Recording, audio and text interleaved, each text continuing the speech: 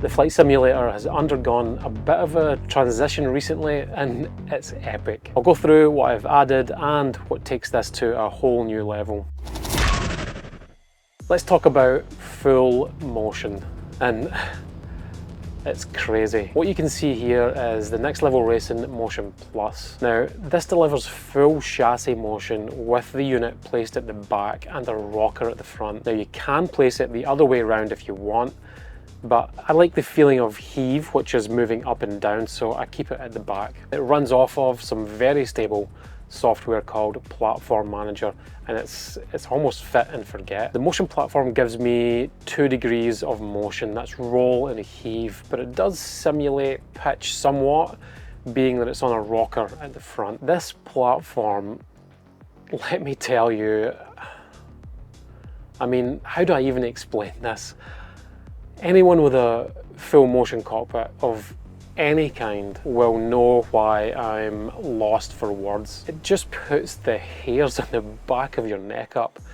Never have I experienced such a deep level of realism in flight, and deep level of realism, maybe the wrong word, deep level of immersion. That's what this is and what it gives. Highlights would have to be the turbulent airflow, landing, rolling the aircraft.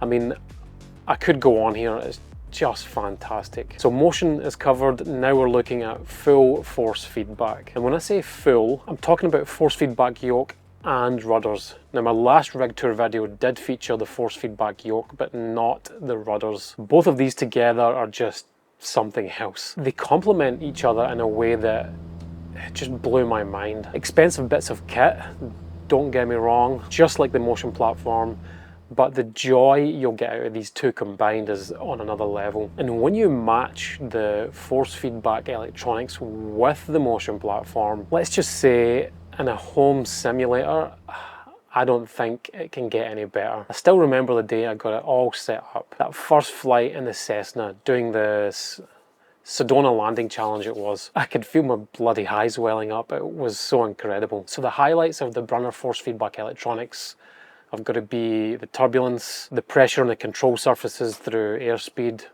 engine vibration. Again, there are lots more, but those are the top. Actually, no.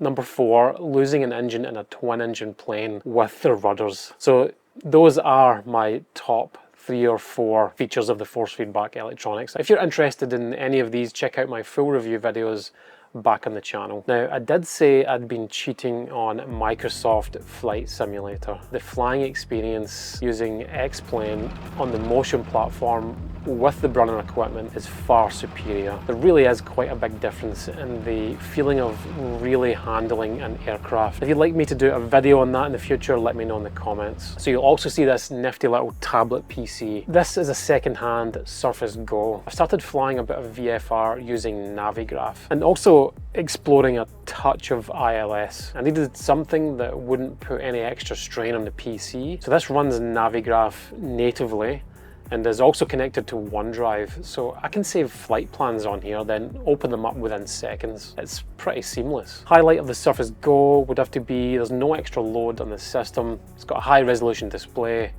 and you can use it for more than just Navigraph. Then we have the Flightsimbuilder G1000, set up as an MFD, soon to be a PFD and MFD. This is the reason that some of the combat flight sim equipment is no longer on the cockpit. I tried to set this up as a full GA style flight sim and moved to VR for combat style flight sim. Now, I'm known for bagging out VR, but I've decided to give it a go thanks to VR Flight Sim guy who makes incredible content. I'll put a link to his channel in the description. So I'm hoping the VR rig will be ready sometime in January, possibly using a Meta Quest 3. If you have any mid-range VR suggestions, let me know in the comments. So back to the G1000. This falls in line with using Navigraph, using charts and procedures, getting started in VATSIM or Pilot Edge.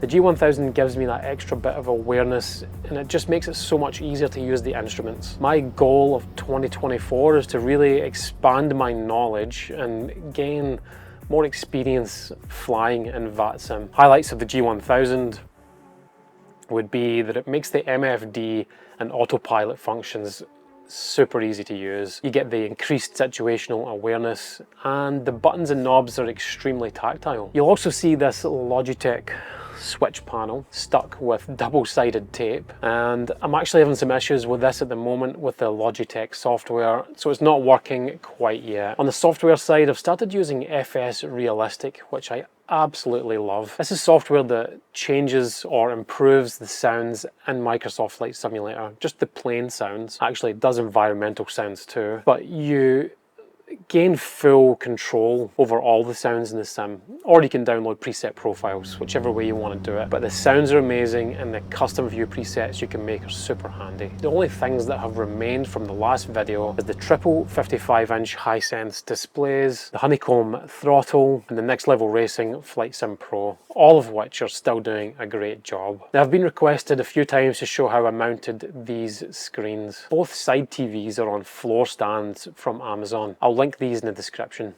The center TV is mounted to a desk using some extrusion and a TV wall mount. I mean, it seems to work quite well. The PC is also unchanged with an NVIDIA 4080 and an AMD 7800X3D. But I'm hearing some NVIDIA rumours kicking around of a Super Series, so maybe sometime next year that gets an upgrade. Any questions about the sim, drop it in the comments.